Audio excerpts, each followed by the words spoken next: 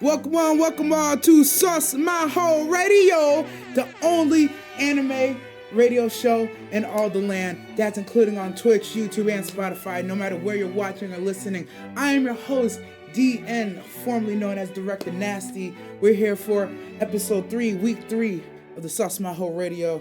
Shout out to everybody here live. Shout out to the mod team and the production team in the background, helping us get things off the ground. And so far, the reception has been real nice. Better than I ever could have imagined, if I'm being real with you. And I appreciate anybody who watches, listens, wherever you are, whatever you do, however you support. I appreciate the hell out of that. So, some of today's topics we're getting into, a couple things. There's been some good announcements. There's been some really good announcements for anime coming out. There's been some really good episodes airing this week. I do realize once again I let the music play too long, so fingers crossed we don't get clapped for that. But I ain't gonna hold you. That opening with that international players anthem, that's just fire, man. But anywho's, I'm pretty sure we made it to the 90-second mark. No, we didn't. So guess what? Wherever it can't be monetized, no, the hell it's not. With that being said, let's jump into the topics for the week. And our first segment, of course, as you know, it's called Just the Tip. Here in Just the Tip, we're going to get right into it. The first show we got to talk about is Re:Zero. Yes, it has been quite the season so far.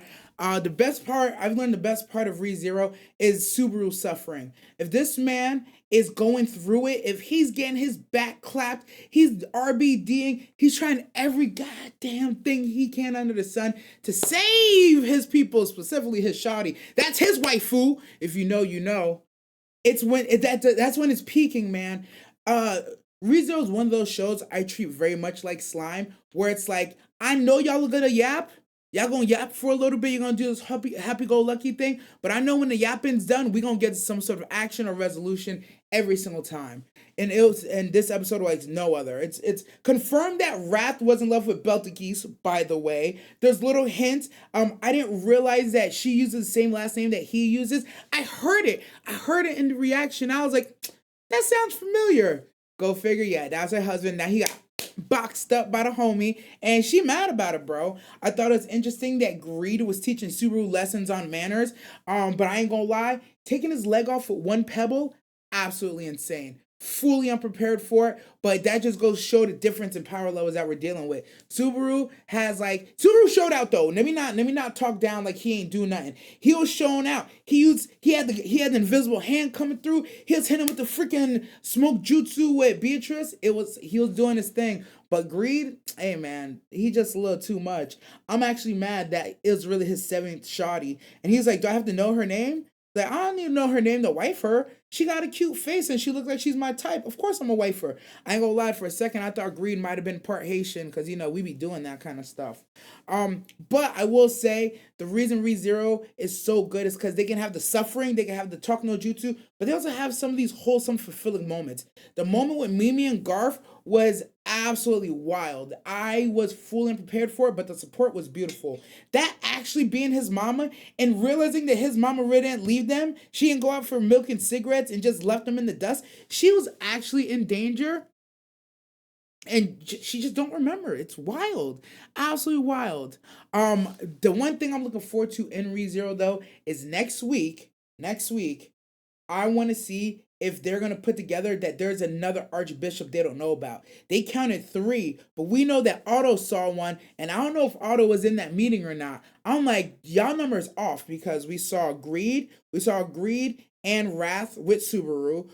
There was the one yelling on the mic, and then there was the one that the tiger-looking one that jumped him in the hallway or in the street. So I'm over here like, y'all said 3, I counted 4. So I'm gonna let y'all figure it out. Y'all do the math. Not my goddamn problem.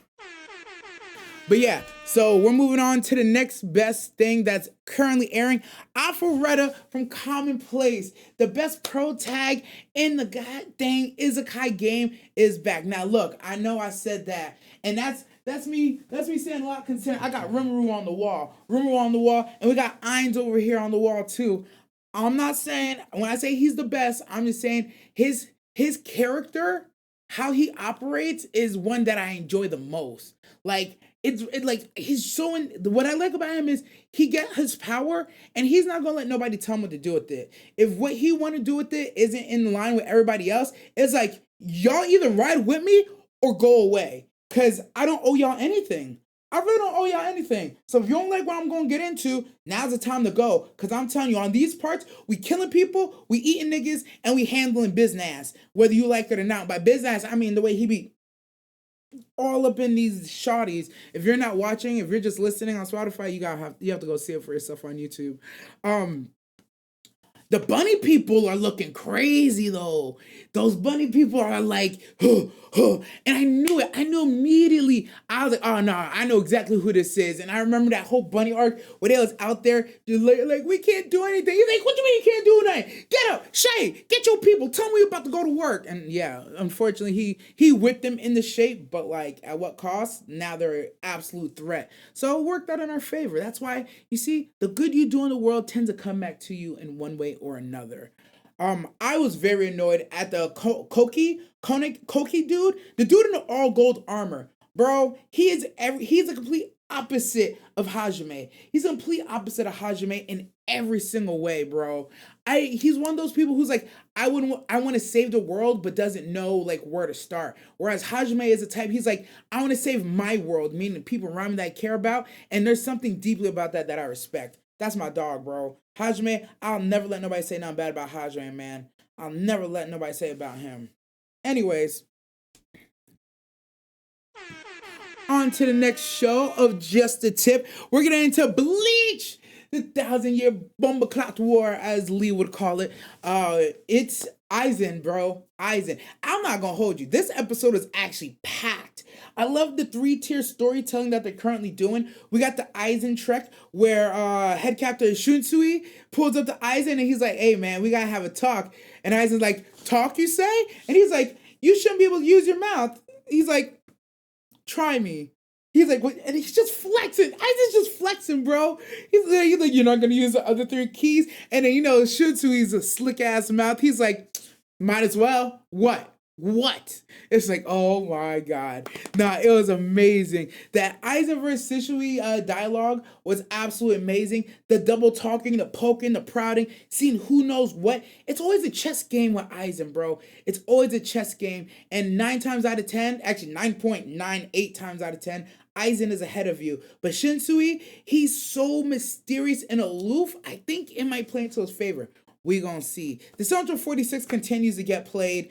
I don't know what the point of Central 46 is. Honestly, I know they're a bureaucracy that keeps Soul Society running and like on point, but at times they're literally the biggest thing holding them back. They're actually embarrassing. I would not, if I knew anybody that worked for the Central 46, I'm like, do you guys actually do anything?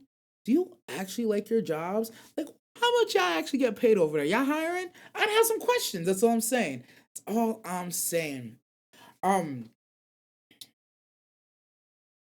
The kid's idea was good, but like, it's Aizen, bro. The Almighty, with Captain Ukitake, bro. I made fun of him for 390 something episodes. I'm like, how you the only sick nigga in heaven, right?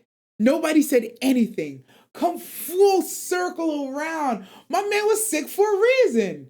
Go figure. That's what I'm talking about. Kubo is the GOAT, bro. He made everything matter. Every little thing that you don't think might matter in the lore, it matters, bro. And that's why I love Bleach. There's no wasted space. I used to think Bleach had wasted space. It's like, what are you doing with the story? But even the bad arc, Bound arc, it had something to build off of. So for that reason, yeah, you already know Bleach is my thing. Yo, the Mimi Hagi not being seen by freaking Almighty, what's his name? Yabawa is absolutely insane. But this is further of the chess game that I was talking about last time we talked about Bleach. Aizen says, you saw what I wanted you to see. The Almighty says, I see all, including you saying what I saw. The Soul King says, you're created from me, so anything you see, I see, but you can't see what I see. And now we're just like, all right. Now we're at the point where it's like the guy with the gun holding the other guy hostage with an AK being pointing at with a sniper from the top of the theater. And it's like, somebody got to shoot, right? Somebody got to shoot. And I'm just waiting to see who the hell is going to shoot.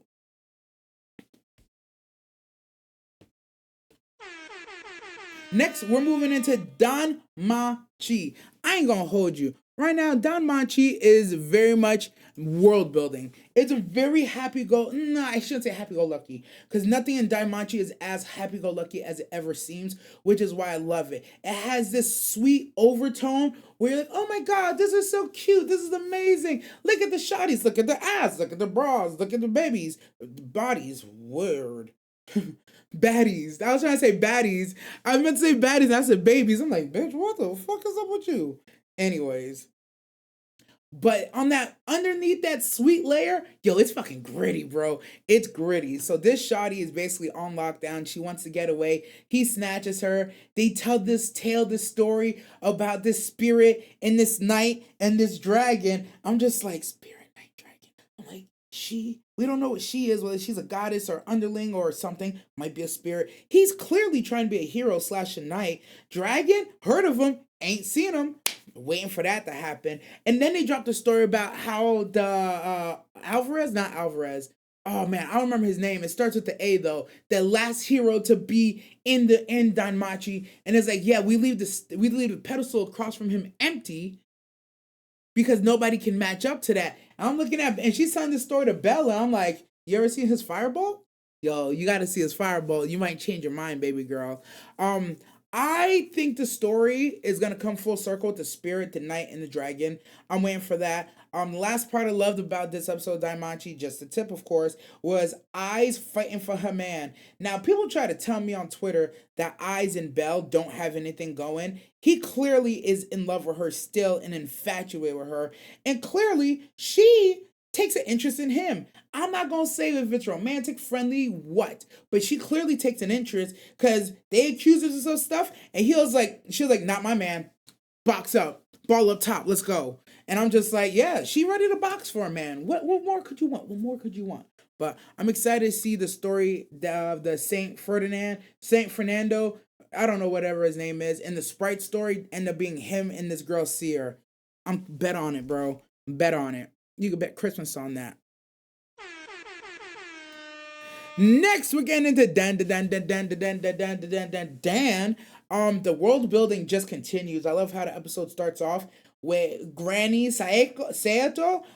I actually don't know how to say her name right, but I'm gonna get it right because she is bad. I love that she went on the show and they called her a fraud, only for later on to be proved that she's not a fraud. Fantastic. I love that her powers are very Nobara like, which tells me that when it comes to spirits, mediums, and things like that, and exorcisms, that the nail, the circle, and the hammer is a very common tool. It's just common stuff. There's something in there in the lore that's natural. Why do I look like I'm juggling some titties when I did it on my hands? Don't mind that. Don't mind that. I like that it's very simple. Granny came up with the plan. Momo, you need to expand your senses so you don't have to worry about doing things visually. You can just do it by touch and feel, like on some Professor X to Jean Grey stuff. He's like, don't look, Jean. Use your mind, imagine it. That's where she needs to get to.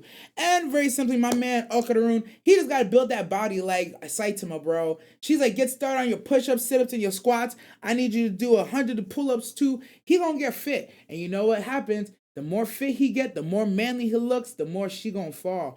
I think one of my favorite overlooked things in that last episode, Dan, if you go back and watch it, there's a moment when they're running down a hallway and Grandma says the whole name, Ken Tashinori says his whole name, and Momo does one of these, she literally grabs her heart and she dies as they're running. And then she just gets back and starts running again. It's like the name gets her.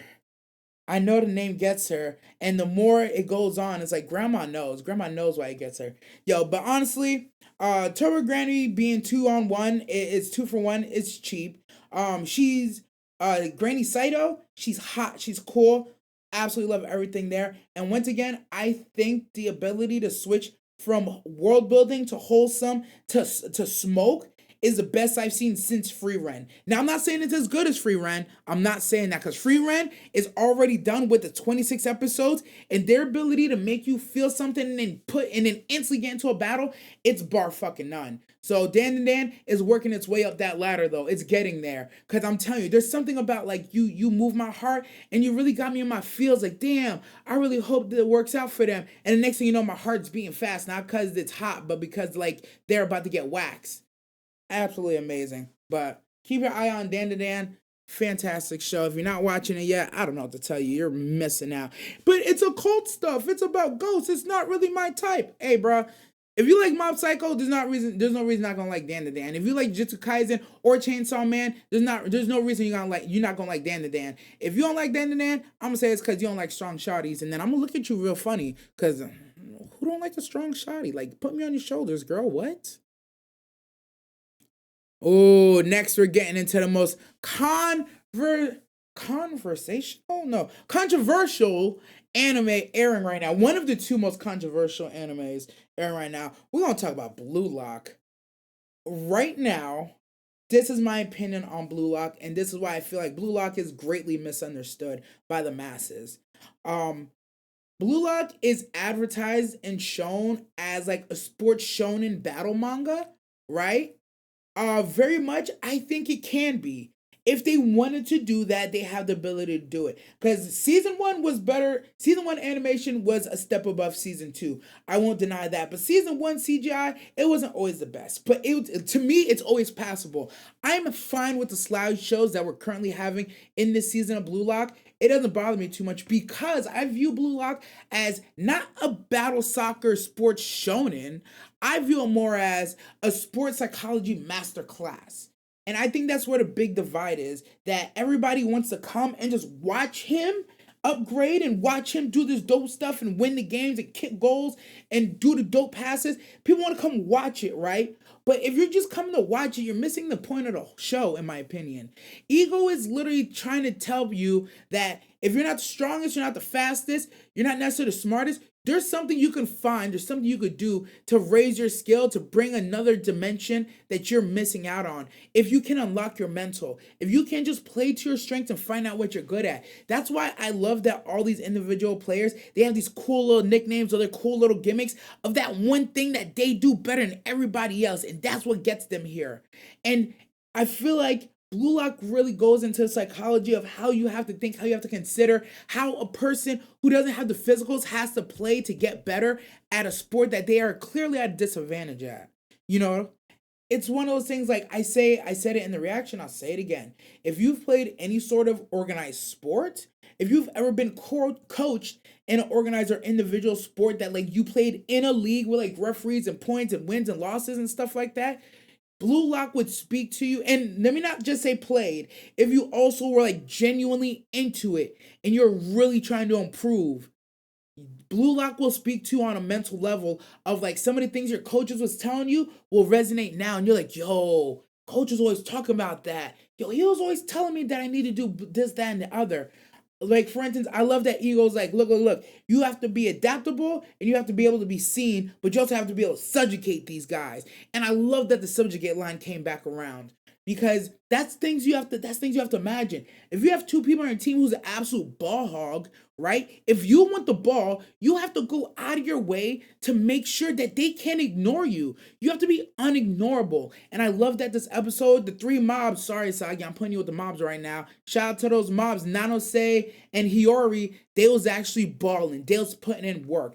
My thing is, whenever I'm on team with ball hogs, I focus on defense and rebounding. If I locks my man down, or if I play a good enough defense or I make things tough for my guy or he's missing a lot of shots and I'm grabbing rebounds, yo, even the ball hogs on my team, they're not going to be able to keep me off the ball. If I'm getting offensive rebounds, you best bet I'm not giving it back to them. I'm putting it right back up for myself, or I'm going to make a good decision with the ball so they'll see that good decision like, oh yeah, he kind of balls a little bit. And if I'm playing good defense, my man's not scoring, I'm like, yo, he really out here hustling a little bit. Man, maybe we should give him a shot. And every once in a while, your hustle will get you a shot. So I very much much saw a lot of that in Isagi, where he very much went through the very same thing in this episode, where he's like, damn, the assassin with the hands right now, he's fucking killing me, bro. Every time I try to go around him, he got my jersey, he's grabbing, he's pushing me. So you know what he did? Next time he goes to grab me, I'm hitting with a swim move, I'm ducking. And then he's like, these two dudes were in the same place at the same time.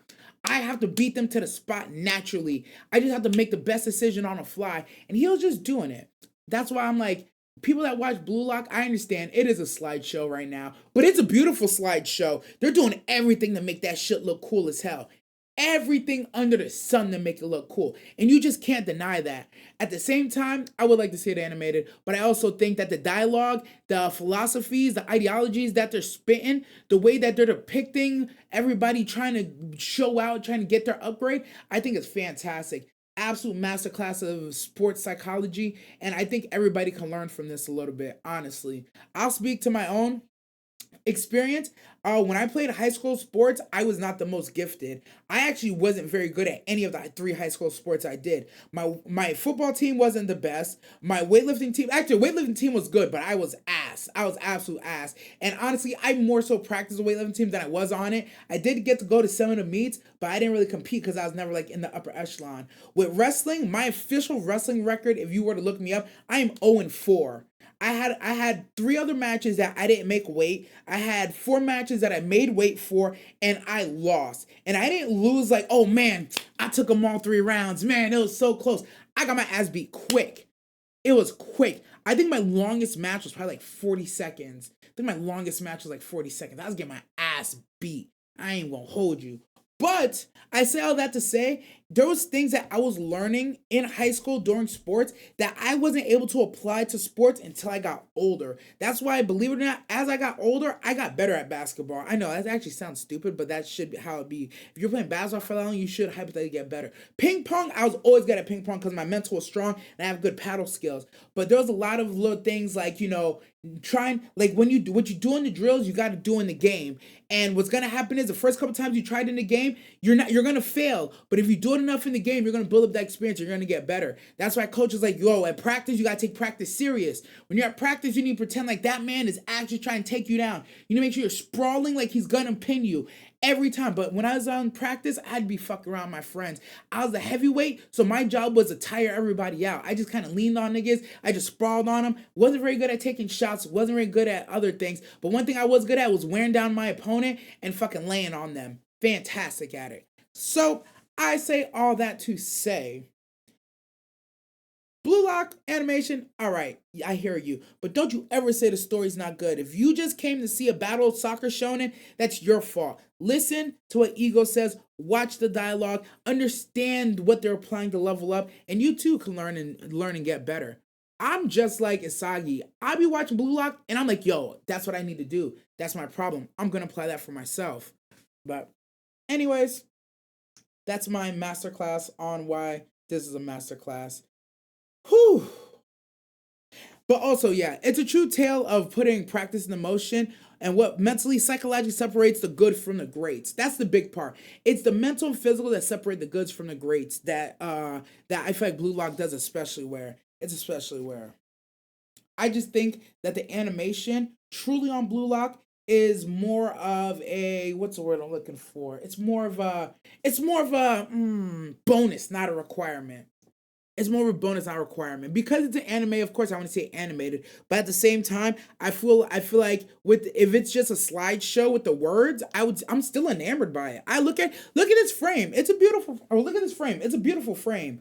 I love it. But other haters will say it's lame. But whatever. I'm not here to change a hater's mind. I'm just here to tell my story and move on. All right, let's take a quick break. We're gonna talk to chat real quick, and then we'll get back to the rest of Just a Tip. Best parts is the witches jumping them. No Ram Amelia, Rados, Ram, and Reinhardt is too OP. No, the witches jumping them is absolutely hilarious, bro. Like, I thought it was gonna be 1, then I thought it was gonna be 2, and then we got 4. I'm like, oh, this is a full jumping. Like, we're here to literally run the pockets. We're literally here to run the oh, I was right. It's this side. This side did have it. I was right the first time. I don't know what I pointed to when I did this, but it's probably absolutely hilarious. Aizen killed them all, so good dead. I have returns going on Zachary.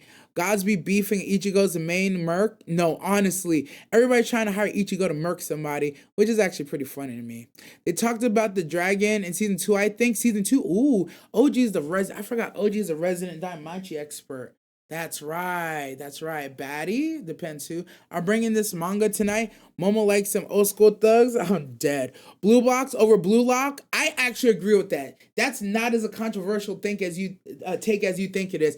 I, for one, right now, I got blue box over blue lock.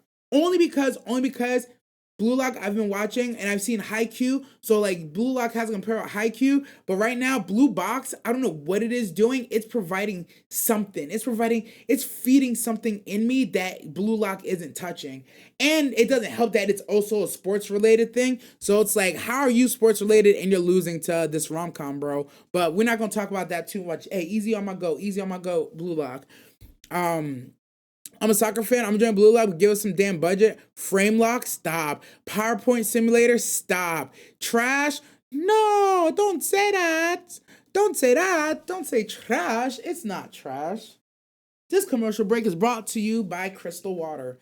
It's a water that I drink because that's a water that I can afford. I was talking shit, so it's a water that I spilled. Damn, but because it's Crystal Light, you know it's not going to leave any stains or any residues. If you're thirsty, don't drink a Diet Coke. Drink Crystal Light. I wonder if Crystal Light's even the name of the water that I drink. I feel like that's not right. I think it's just crystal water. Oh well. If my anime has no shawties, at least give me budget. There's a shawty in the anime. There's one shawty. We got the baby girl Chigiri. You know what I mean? Baby girl Chigiri. Best shawty around. Only shawty in Blue Lock. Okay, this brief commercial break is officially over. We're going to get right back into just a tip. We're almost done. Almost there. Just a tip. The next tip we're touching is Blue Box. Yeah, why'd I say it like that? I don't know why I said it like that. Honestly, I understand sometimes. Whenever, like, that's one of those moments where it's like, I'm never going to beat the zesty allegations, am I? It's like, I'm never going to beat it, bro. It is what it is. It is what it is. But yeah, so Blue Box, Taki continues to be a man and focus on his goals and not so much on the girl, which is honestly something I learned way too late in my life. His ability to want both but not over obsessed on chi is a great lesson to everybody watching, including grown-ass men like myself. I like that he has moments where he's like, no, it's her. But like whenever he's playing Batman, yo, my boy's locked in. Like he don't even be thinking about her. And that's what y'all gotta learn. That's something I didn't learn until like the last 2 years.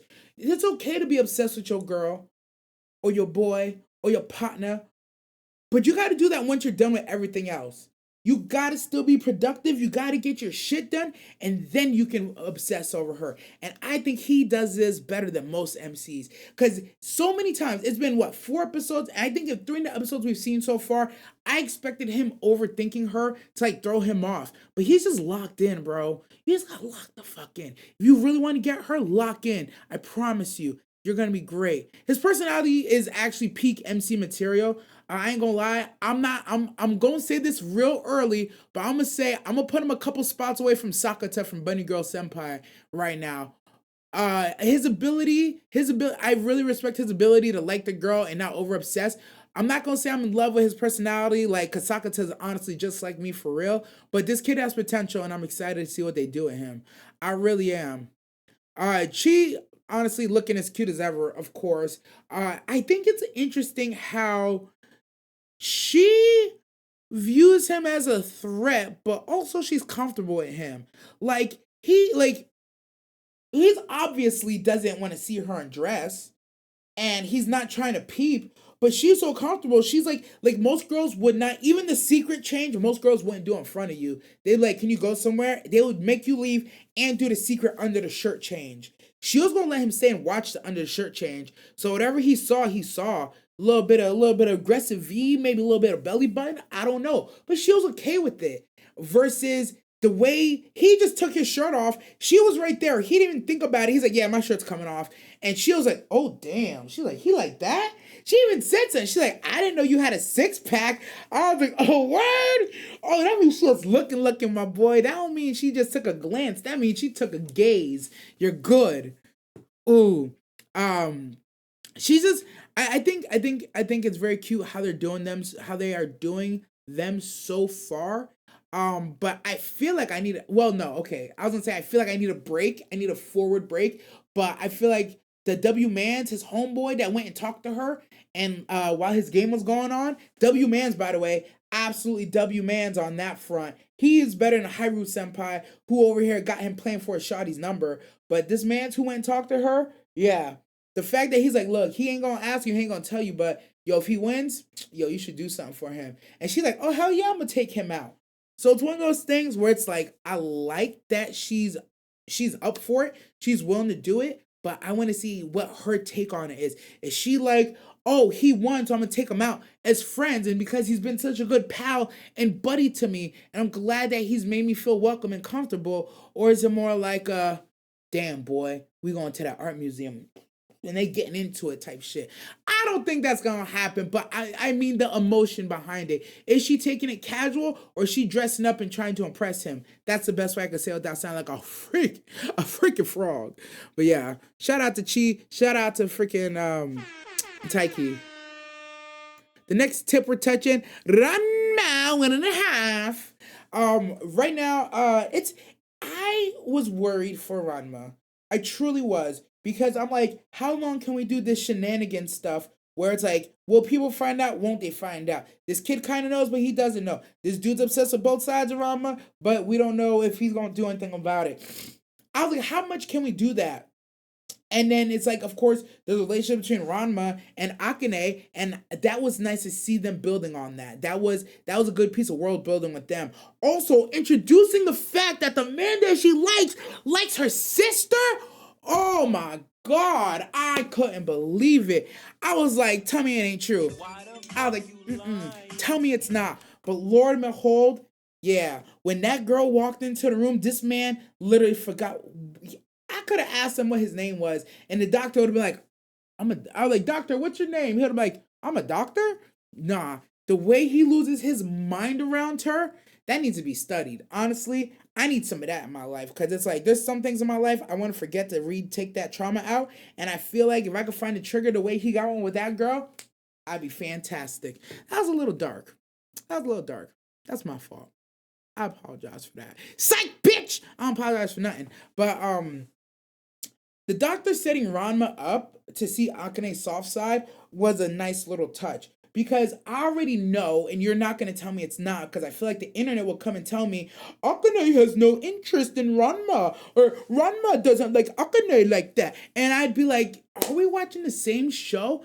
Look, that's why sometimes people say things and I'm like, I can't take you serious because you don't go outside. You don't talk to people, because there's subtle little things and little moments between Ranma and Akane that show clearly they both have a liking to each other. And sometimes I hesitate to say a liking. I'll say like they're interested. See previous show. But on this one, it's like, no, he likes her. He sees it. He called her cute. And she cared that he called her cute. And there's other moments they share where it's like, yeah, that's intimate. That's more, that's friends, but like y'all are getting to a deeper level. Y'all sharing things with each other. And the same perv bought y'all pictures together. So it's like y'all are bonded. They're bonded whether they want to admit it or not. And Rama is slowly coming around. But I'm real interested to see what they do, or who she falls in love with. I mean, which she falls in love with. I mean, if they fall in love. Whew.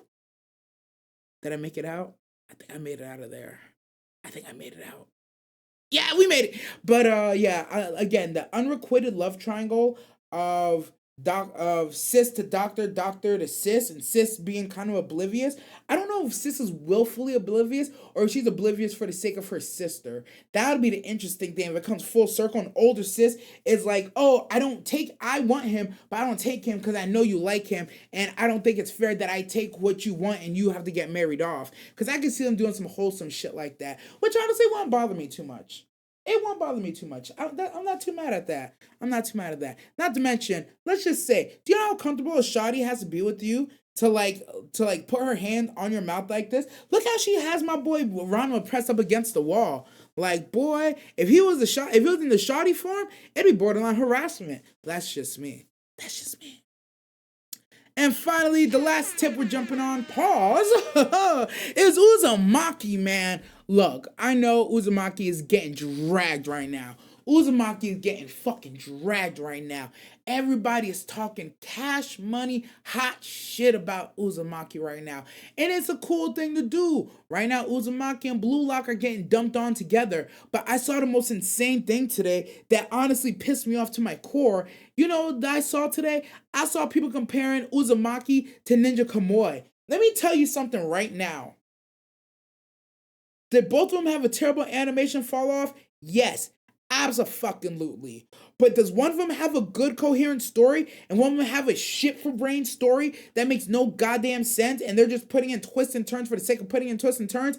Yes. And I'm telling you right now, the show I'm talking about is not the one with flying men on goddamn tornadoes. It's the goddamn ninja one.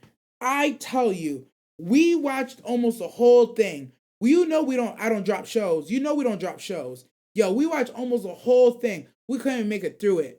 Uzumaki at least has an interesting story. The dialogue is interesting. The story is interesting. The mystery behind what's going on that just ends up being like one big non-mystery is absolutely hilarious. I thought it had horrible moments. I thought it had gory moments. I thought it had funny moments.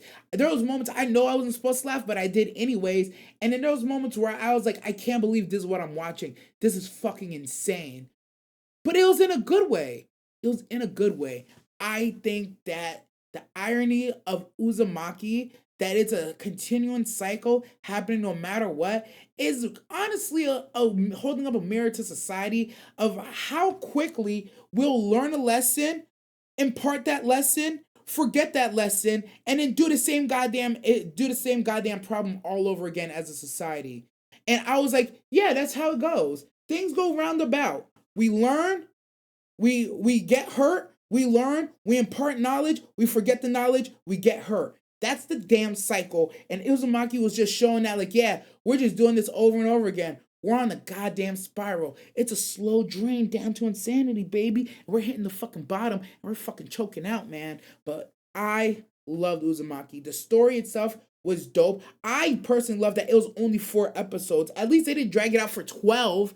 I personally feel like that if Uzumaki could have got 6 episodes, and because from what I'm hearing, there's a lot of things that are kind of jumped over, a lot of little gore, little details that are jumped over because those are reduced down to 4 episodes, that if it was 6, it would have been better. But if we had 6, that's 2 more episodes for y'all to talk shit about the animation. So I'm glad they did it the way they did it. I got the gist of the story. I got enough to understand what was going on. They didn't overcomplicate it. They just kept it wholesome at moments. They kept it horrible at moments. They kept it hilarious at moments. They did what they came to do. Uzumaki at least moved me. Ninja Kamui just moved my bowels. So I don't know what we're talking about here, where we even try to compare the two. I think a lot of times people get on the internet and they have very disingenuous conversations about stuff just for the sake of getting a mob behind them to agree with them. I can agree with y'all that Blue Lock and Uzumaki animation has not been the best quality. It hasn't been very good. But I also won't say that both those stories are way fucking better than Ninja Kamui.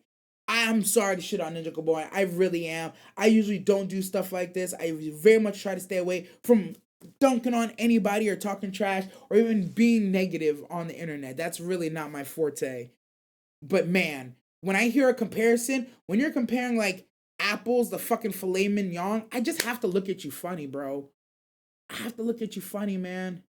And that's where I'm at with it. That's just where I'm at. Um,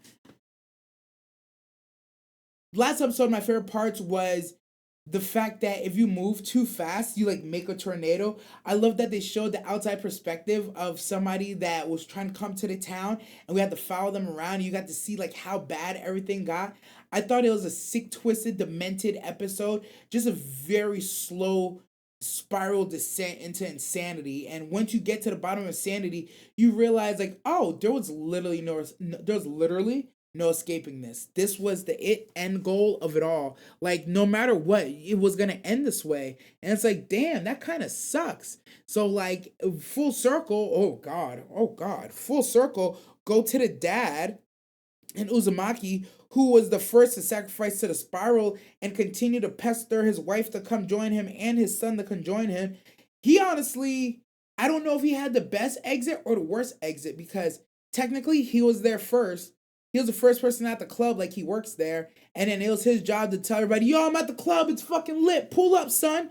And that's what he spent the whole show doing. And eventually, everybody knew they had to go to this club. It was just a matter of, how did you think you were going to get there? What were you going to do? How is your method to get into the club? Honestly, a lot of the ways people got to the club, I would not want to go. It sounds like a lot of, some of them look painful. Some of them sound like a lot of work. Some of them look like a lot of work. Some of them look like they're horrifying.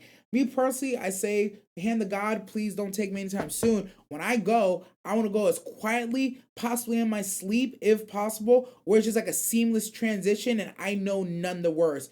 I do not want to go screaming, yelling, in pain, feeling nothing. Like, as numb as humanly possible, please. Almighty, if anything happens, that's how I want it to happen. No, nothing with water, nothing with falling, none of that shit, bro. Sleep. And a lot of people didn't get that in this show. A lot of people got eaten as snails. People got fucking smashed by tornadoes. People just got sucked in by whirlpools and shit. Nah, I don't want none of that. I don't want any of that. All in all, Uzumaki was a very interesting show. It was better than a lot of the mid and regular stuff that we just watch on the normal. And I think it's worth a try.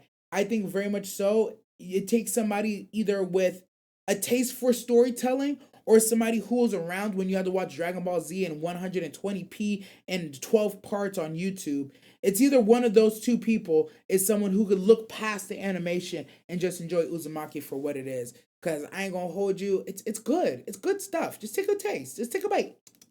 Little bite. And it's only 4 episodes. You got nothing to lose. All right. That ends just the tip.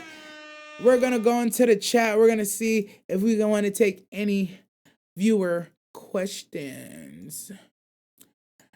Brother Gee, what's going on, Brother Gee? What's happening? What's happening? Kumi, what's going on? Welcome to the Sauce Maho radio, baby. Let me go back. If my anime has no shawties, at least give me budget. Yeah, Crystal Light, now even less water. I'm dead. Ranma over Chigiri. Oh yeah, for sure. Oh hell yeah. I gotta say this carefully. When it comes to Ranma versus Chigiri, one of them has more holes to access, and one doesn't have enough. That's what I'll say. Obsession hot IDK. What do you mean obsession hot? What do you mean, Zachary? He gets a little too flustered. Oh, Chigiri gets too flustered. Yo, what's going on? Thank you, OG. Good one. I hear very little about Ninja Camo anymore because it died. Because it went into a hole and died. Oh my God. I am so, every day I thank God we stopped reading where we stopped watching where we did. Because it was one of those, it was insufferable, bro. It honestly became insufferable. And like I said, I typically don't like talking like this, but oh my God. When I tell you that I was just having a bad time with it, bro, like the number of times I would just look up and be like, what are we doing here? I'm like, what the fuck is actually going on? Like, somebody help me, please. It's like, please, somebody help me understand. But yeah, we don't talk about Ninja Camo in this dojo. Huh. Had a great start, but fell off towards the end. Yeah, episode 1 was good. Episode 2 was okay. By episode 3, I was like, what are we doing? Episode 4, I was like, oh my God. Episode 5, I'm like, is this the same show? Episode 6, I was like, is this still going? Episode 7, I was like, are we still doing this? Episode 8, let me get that dead of sleep death. No, honestly, that's really how I want to go, bro. If I'm going, that's how I want to go. Like, no pun intended, dead of sleep. Like, knock on wood. Let me be here for like let me be here for at least like another 35 years, bro. Give me like 35 more years, right? I think I just found the one like in the last one. So like, give me like 35 more years with them. Please and thank you. What up? What's going on, Brother Shadow? What's this off my whole show? You just rant about different anime? It's a radio show. You can call in if you would like. You could talk about any of the topics we covered. You could bring up a topic on your own. It's a good time. Oh, I never sent this. Oh shit. So yeah, it's a radio show. We're on Twitch. We're on YouTube, Sauce Maho Radio. Look up Sauce Maho Radio on YouTube. We also have a clips channel. I'm supposed to be posting like shorts. I don't know why. Me and shorts just don't get along, bro. When it comes to posting shorts, I'm like, I'm so opposed to posting shorts, but I'm gonna get on it, Boki. I watched the video today, and what we're doing is like, I don't want to say it's meta, but this is how you get to 100K. Like, I saw somebody smarter than me, with more knowledge than me, and he's like, this is my plan to get to 1 million, and I started it last month, and his plan and our plan had like an 88% overlap, and it blew my mind. I was like, yo, I'm really on the right track. I was like, we're cooking with this one. So hey, gotta take the knowledge and do good. Got pretty sick yesterday and trying to rest. Yo, drink water, rest up, drink some tea too. I love tea and water, bro. That's my two favorite drinks. Shizuku and Alpharetta peak. Yeah, Alpharetta was definitely peaking. She did nothing but lend the hero shoulder. Yeah, but do you see the shoulder that she lended? Are we not looking at the same shoulder? Like, shit, my arm. This shit's heavy, boy. I saw Roach's face when the final credits rolled on Kamoy. It was priceless. They finished it. I'm so proud of them. Really, that's sick. Yeah. He's like, well, we finished. No words to say. That's great. Look it up. It's funny as fuck. True. Oh yeah, the shorts are big meta for promotion. It is. I don't know what my problem is with shorts, man. I don't. Anybody want to call in? Last call for call-ins. I'm gonna get into the news. Call in, exclamation point, Discord. Anybody? Any writing questions? I'll take some writing questions before we get into the facts. Depending if you say something nonsense, boy, stop.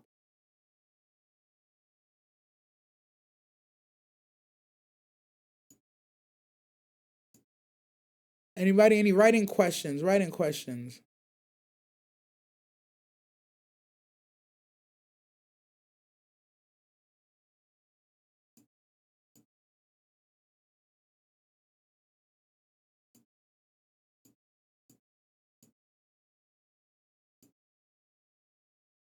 Going once, going twice. Quick commercial. Let me see. Hajime needs to lock down Shizuku up. Nah, he don't need to. Besides the animation, Blue Lock, do you still like the story? I think. Oh man, Kumi, you came in like just after my talk. But yes, the story on Blue Lock is amazing. I don't look at Blue Lock as a sports battle shonen. I look at Blue Lock as a masterclass in sports psychology. It's almost like the Death Note of soccer. That's the best comparison I could give you of how I view it.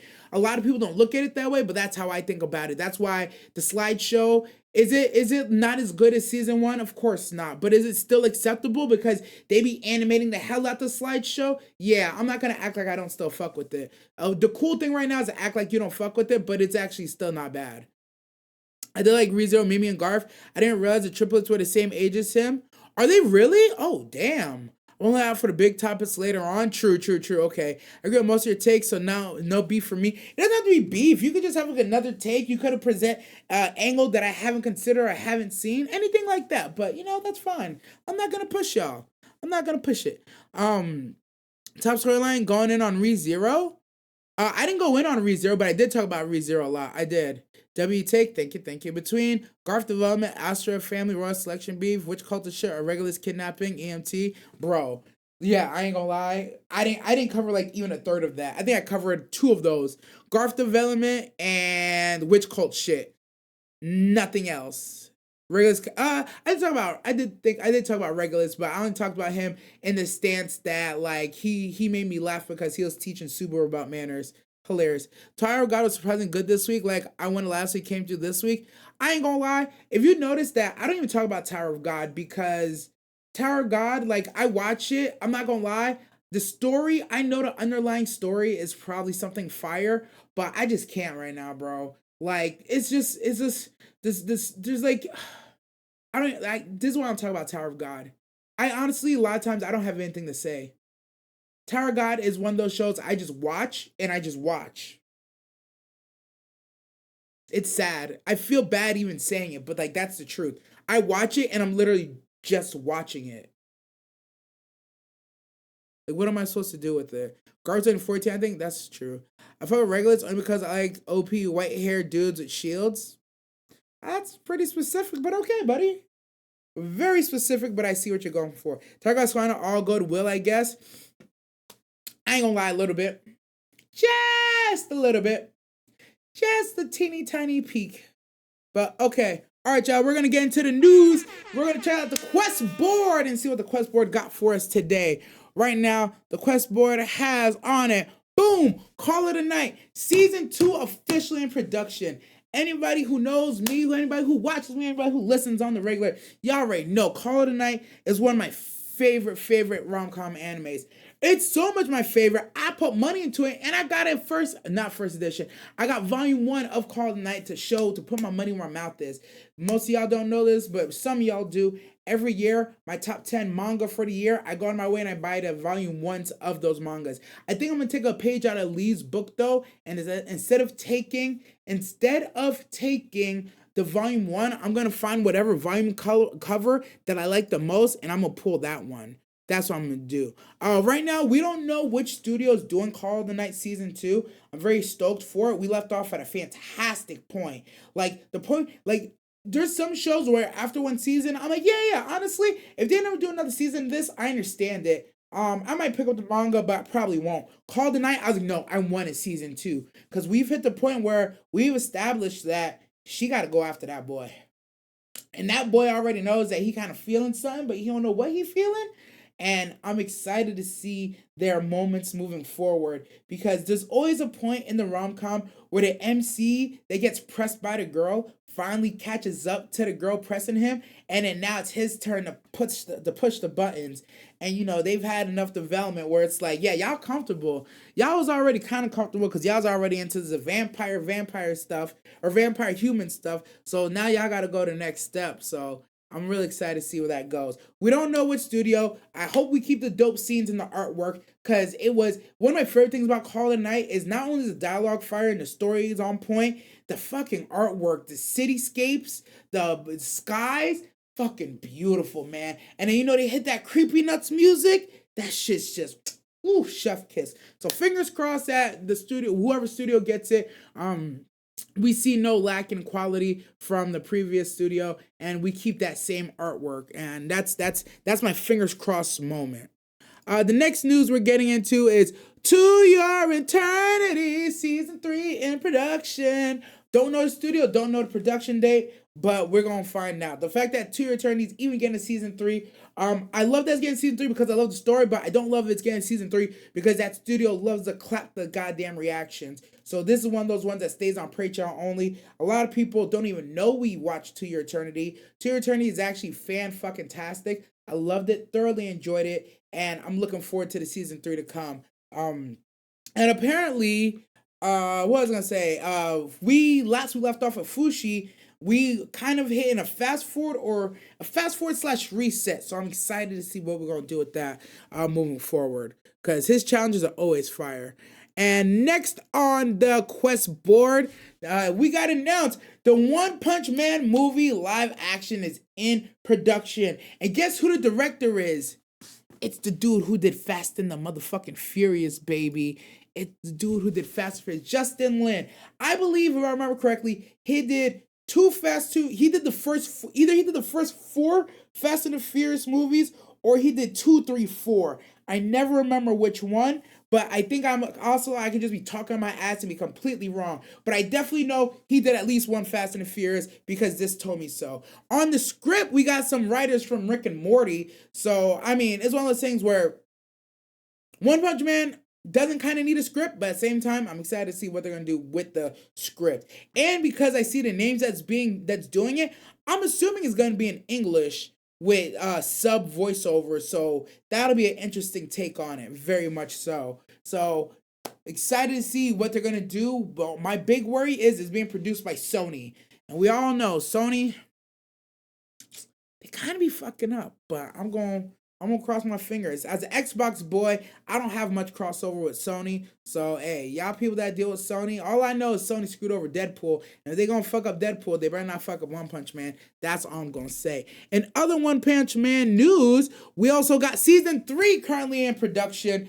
We're hoping it's broadcasted in 2025. Have no clue who the director is, which scares the hell out of me. But I'm really, really hoping, because I see that the series composition is gonna be done by the same person who did Free Rent. I got high hopes, man. I got high motherfucking hopes, boy. So I'm hoping that this is the part of One Punch Man that I haven't seen and I haven't read.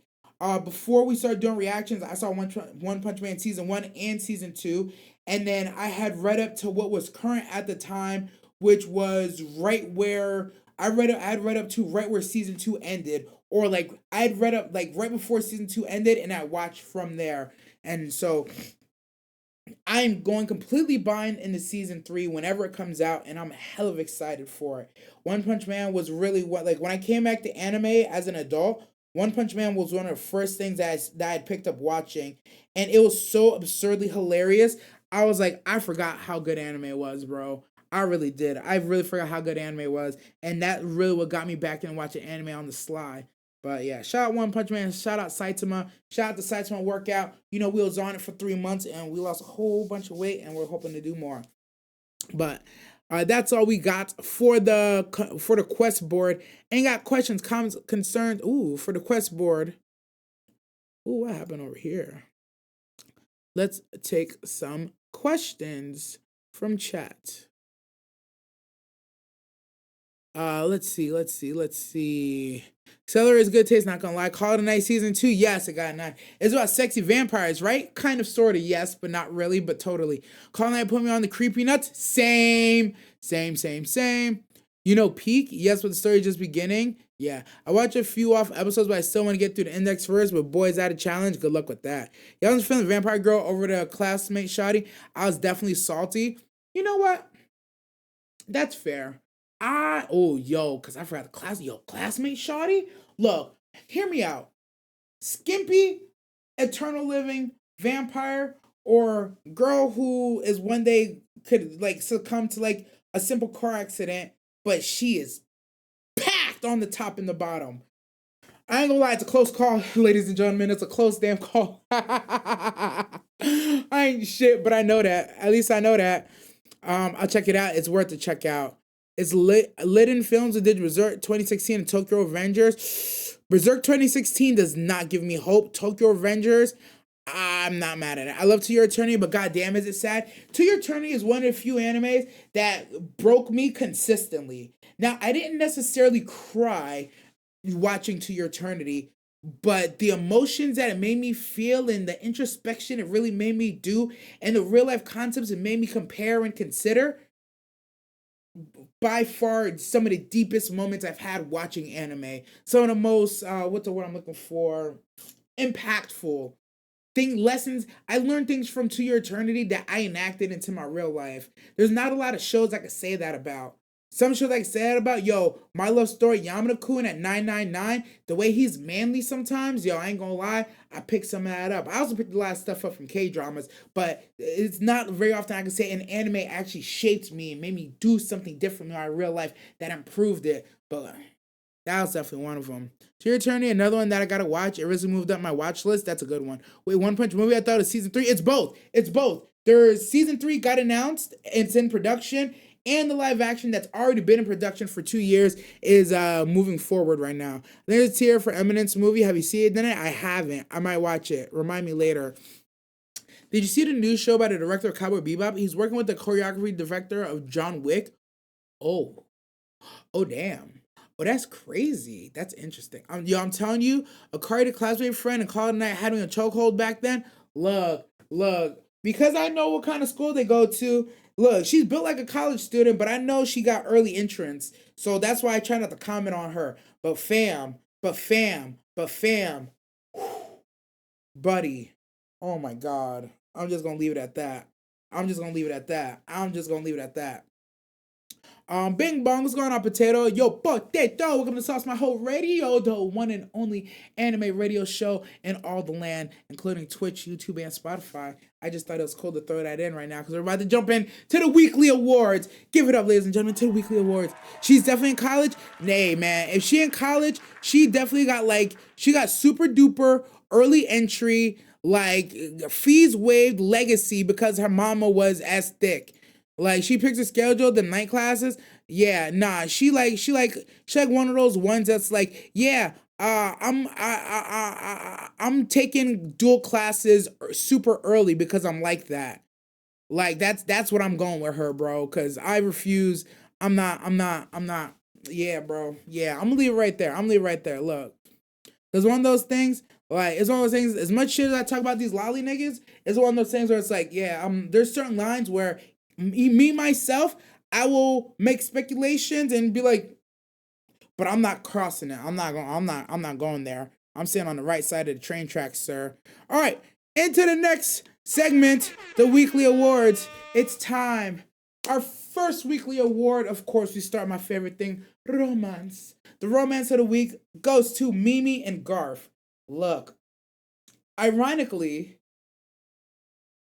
I would sometimes call ReZero rom-com, whether you like it or not. Cause I know I'm not supposed to laugh, but I'll be goddamn if I don't. And of course, he's only doing all this to get the baddest bitch in all the land. So by those measures, rom-com slapping it together. So romance of the week is gonna be Mimi and Garth. The support and genuine care she showed him to allow him to be vulnerable in his time of need. How she really created the environment, cause he was sitting there, he was just gonna thug it out. My man Garth was just gonna thug it out. He was like, I'm a man, bro. Double OG. Ain't nobody get me out of these streets. We catch him with the mouse couture, hit him with the 222. It's crazy how he was trying to just gangster his way out. And she's like, come here, baby. You don't gotta do all that. She's like, you go put your head in my bosom. My mama said that when a man needs to cry, you just go up to him, you hit him with the yoshi yosh, and you put his head in your titties, and he's yours. I was like, girl, that is toxic, but that is good because it'll work. But that's toxic, but that's exactly what every man needs. And then, sure enough, perfection, man. Absolute perfection. I love that she was very supportive, but she was also a little freaky frog and offering her itty bitty titty kitties for him to cry into. I felt like I needed to get that one off. I had that one written and I forgot I wrote it down. I just went off the cuff, but that's a bar. All right, we're gonna do it one more time. Yeah. One more time. I love how supportive Mimi was for Garth. I also like that she was a freaky frog and also offered her itty bitty kitty titties for him to cry into. Damn, I should have.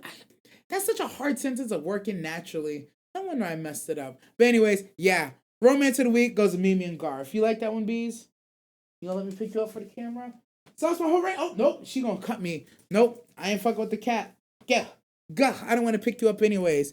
All right, next award, funniest moment.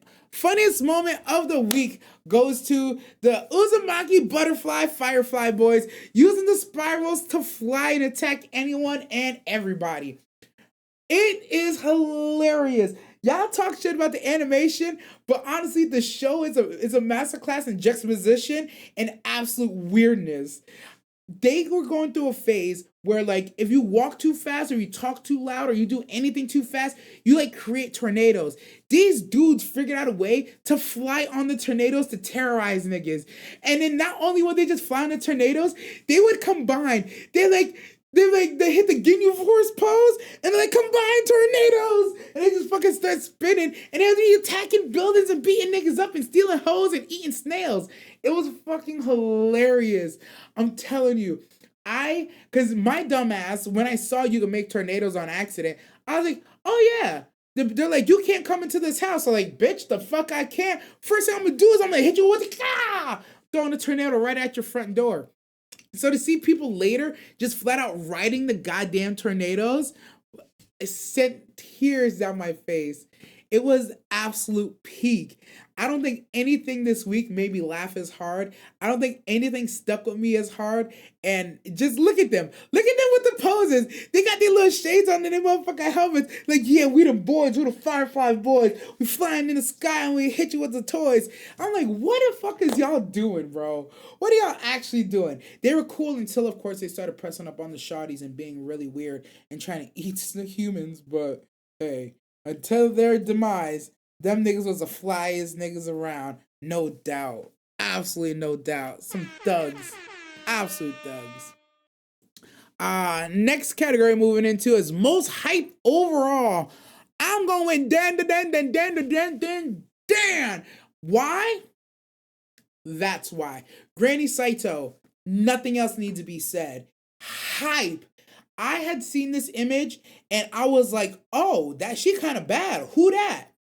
Left it alone. Full circle, come to find out it's the motherfucking granny. That's your grandma, bro. Like for real, for real. Yo, can I get her AARP number and her phone number, or should I just write her a letter? Like, how do I get in touch with your granny, bro? Do I need to send a black and white photo before she'll get scared? Like, help me get in touch. This shawty is bad. BAWDDAWD, son. God damn. And she honestly sold the whole show. Not just because she looked bad and she dressed bad. Also because I love the fact that she's actually knowledgeable. She knows what the hell she's doing. She's powerful. I love the mind game she played with her first meeting with Turbo Bitch. And she was actually literally playing with her and pieced her ass up and managed to save the homie Okarun. So for all those reasons, yo, she had the most hype moments of the week and made the whole episode dope. One of my favorite parts of what she did was, one, she was right about guessing the medium stuff, but two, when she's pulling back up to the crib, she lets the Uber dude go. She's like, hey man, you can just drop me off here and beat it. He's like, what? He's like, it's all good. You still gonna get your tip, but you gotta go. And she saved him knowing that she sensed the fucking evil spirit and she don't have to beat her ass. Love that shit. Love her. Oh, one of my other favorite moments was her catching on that Momo likes Okarun. She knows. Like, I think it speaks so much. Like, she acts all cold towards Momo because Momo did say some hurtful words, bro. She really did. She acted mad cold, but the fact that she still got like the pulse, the beat of Momo's heart, man, she know, man. That's a good grandma. And right now, she's even now saying like, yo, don't save this dude. You don't like him like that. She's like, you really don't care. You two don't do this kind of thing. And she's still trying to shield her from the occult, but it's too late. She's in it. And I love that the moment she found out she had psychic powers, she went from let me protect you from it to, oh yeah, you gotta protect yourself. Let's get you some gun training. I mean, the psychic training. Not this American stuff. But anywho's, yeah, Dan and Dan, most hype overall for the week, bar none. No ifs, ands, or buts. If you disagree, argue with your mama. I'll tell you right now. Next, we're getting into the Hands of the Week. Award goes to Yahubawa. Yabawa versus everybody. Ichigo jumped him, fought off Ichigo. Yorochi jumped him, fought off Yorochi. Orihime tried to reject his ass. He put Orihime, well actually he didn't do nothing to Orihime. It just, what she tried to do just didn't work. And then Chad, the man Chad, the Brazos de la Miggy came through with a big haymaker. Yo, Baho said, give me that arm, bitch. Oh, bah! Up and get his ass out of there. My favorite thing I've seen on the internet, the funniest shit I've seen on the internet is niggas are parascaling Chad now that he's taking a punch from Yahba, the Almighty. Now that he's taking a punch from the Almighty, he's getting power scaled. And I'm like, y'all niggas are fucking so unserious right now. Y'all are so unserious about this goddamn show. Why y'all trying to make fun of my goat, Bleach, huh? Y'all power scaling Chad with Yahba? Like, come on, man. I ain't gonna lie though. Look, I will say the fact that he's even up there, he could withstand the spiritual pressure, and he could try to throw hands. There's a lot to be said for his ability. I'm not going to say he's goated. I'm not going to say he's the best, but I'm going to say he's kind of cooking. He's doing something. He's doing something right. I'm just going to leave it. Boop. I'm going to leave it right there. I'm not going to say nothing else. I think this episode is beautiful because once again, including the Hands of the Week, I'm giving it to Almighty versus everyone, but I'm also going to throw in the Bleach sword choreography. Hands of the Week goes to them too, because not even a week ago, niggas was talking shit about Bleach's sword choreography just to come and they put on a masterclass for y'all niggas this episode of Shunsui and Udataki are fucking boxing, and then Ichigo and the Soul King are back to boxing again, and y'all want to act like they're not really out here with the stick, son. I'm so sick of the disingenuous takes that I be seeing on the internet, and anybody who says Bleach don't got swordplay, just tell me you didn't watch Bleach. Just tell me you didn't watch it and get over with it. Because if there's a show that you can't, literally three of Ichigo's upgrades was him learning how to use the goddamn sword. Oh my God. Y'all gonna set me off. Y'all gonna set me off talking about my goat. So I'm gonna calm down. Y'all are haters. Bleach is goated. They got sword choreography. That's the motherfucking Hands of the Week. You could tell your mama I said it too. Most Despicable Award goes to Turbo Granny, that whore. That 2-bit, no shoes wearing, wrinkled toed, stinky face, two-timing, jumping in the house, trying to run the pockets on a nigga the same night ass bitch. I am so sick of her ass. I ain't gonna lie. When she said, let me gobble your weenie, I was all game. Then I found out she actually gobbles your weenie, I was out. I'd rather have my weenie than have the powers. And then knowing that she could hurt the people around me just because she got my weenie, I don't like that either. I don't want nobody around me get hurt by my weenie if that's not my partner. Her jumping them in the house, listening to their plan and making sure that they don't get stronger, forcing him to come fight tonight is the most ain't shit despicable shit I saw all fucking week. And that's considering I saw Uzamaki. I saw niggas trying to eat a kid that turned into a snail in Uzamaki. But this was way more despicable than that. Look at this bitch's face. Look at her. She's like, hey, I heard y'all niggas was trying to run some pockets. Guess what? Not mine. You thought I was gonna give you time? You thought I was gonna let you power up? This ain't Dragon Ball Z. I ain't giving you no Senzu bean. Come run the pockets tonight or everybody you love dies. I was like, oh, this bitch is crazy. She's a weenie goblin crazy bitch. That ain't a good combo. It's not a good combo. So for those reasons and more, we gotta pack her ass up. Her despicable ass. I will say she's smart for it though. She's absolutely smart for not letting them power up. As a villain myself sometimes, you can't let your enemy power up. It's better to crush them before they can rise up. And if they start to rise, you got to put them back down before they start getting the power of friendship. Because Lord knows, once that power of friendship and hope starts kicking in, hey man, that's the ass what's supposed to, man. Just bag it up. Just go home. Ball up top. It's game blouses. The next award goes to L episode of the week. Now, normally this is L episode of the week, but I'm actually gonna skip L episode of the week, and I'm gonna call this L character of the week. L character of the week goes to this motherfucker in Bleach who tried to run AIZEN's pocket. This man said, I'm sorry, Lord so-and-so, but the blah blah said that we have to make sure that you're strapped to this chair. So don't move while we strap you to this chair. This nigga AIZEN sneezed on him and sent him into misted him into his juice box. I can't even say he got juice box, because juice box means you got squished and now your blood is just spilled out your body. He got misted, son. There ain't nothing left of him. He turned into a vapor just by approaching the spiritual pressure. Fucking sane. I don't know who told him to move, who told him to run, who told him it was his job personally to put AIZEN in the chair. You know how sometimes there's people you don't negotiate, you just ask them and hope they do what they say? That was this moment. This man didn't even do that. He said, fuck asking, fuck telling you, I'm gonna put you in this chair right now. Well, guess what? Now you're in heaven. Well, actually, you're already on. Now you're in hell. Well, actually, that's not true. Now you're a vapor in the air. You and the Roni are the same thing. Just a fucking vapor out here getting everybody sick with your nasty ass germs. That man from Central 46 is the L person of the week. Normally I pick an anime or I pick something. I'm picking a person this time. He is stupid. I can't believe he tried to do that stupid shit. Oh my God. It was actually hilarious. It was an L I enjoyed watching. Because the moment I saw him go past Shunshui, he's like, I'm sorry, Lord. I have to make sure I do this. You have to be in the chair. We're going to transport you. I was like, who told this nigga to talk? Hey, who gave him lines? Who told him he was allowed to do anything?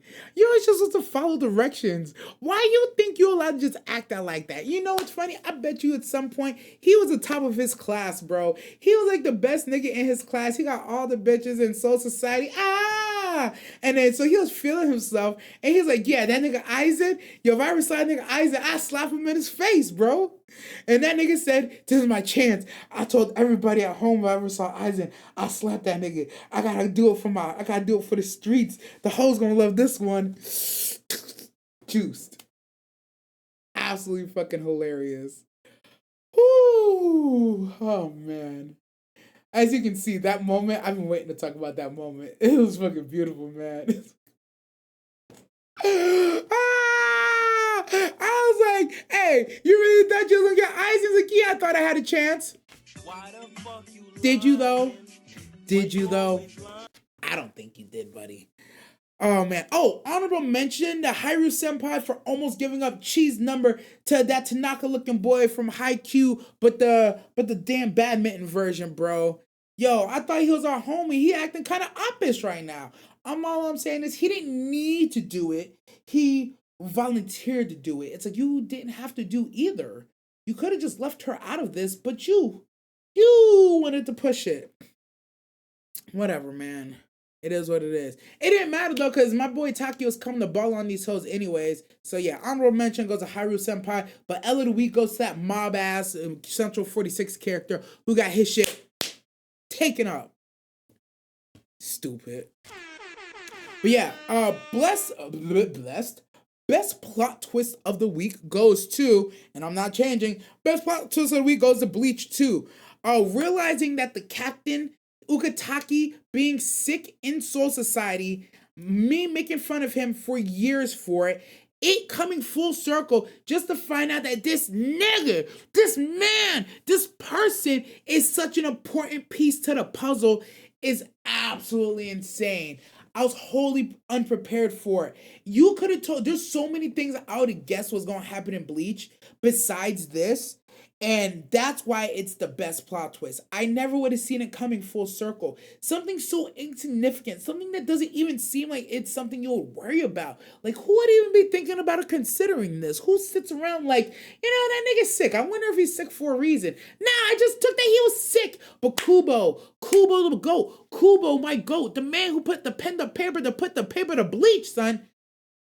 He would conceive of something like this and make it so beautiful, impactful, and make it matter. This man is literally possibly the most, I can't say that. He's one of the top 3 most important keys to what's going on right now. Again, it's like the meme. The AIZEN is holding a pistol, the Almighty is holding an AR pointing at AIZEN, and then the Soul King has a goddamn sniper, aka Ukitake, pointed at both of them. And we just gonna see if somebody sees something that somebody don't, and somebody got something to tell them.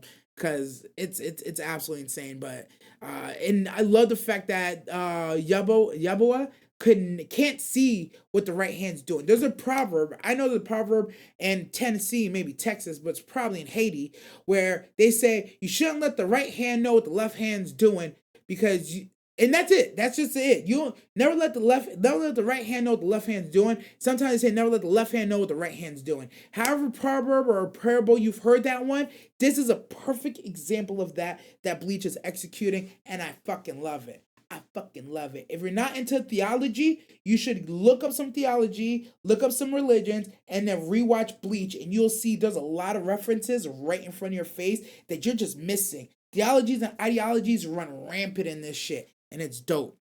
Thoroughly enjoyable. Best plot twist goes to my sick homie Ukitake. Somebody get him some milk! And a doctor, of course. Ironically, he's also a doctor. Ha! The things you don't think about.